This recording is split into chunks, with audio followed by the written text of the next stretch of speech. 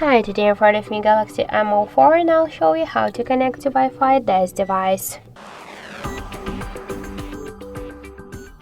So let's first open the Settings app and then tap to Connection section. To activate Wi-Fi, we should click once on the Wi-Fi switcher.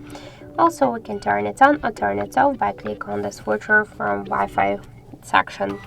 Just you will see here all the available networks, select one from these networks and just enter the password. Also, we can click here to this eye icon to see your password to have some mistakes. After that, just tap to connect button, wait a second, and we can see that we just successfully connected to this network.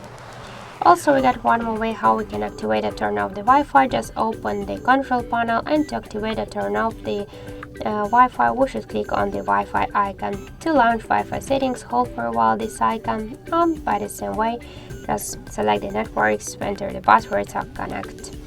So thank you for watching, and if you find this video helpful, don't forget to leave a like, comment and to subscribe our channel.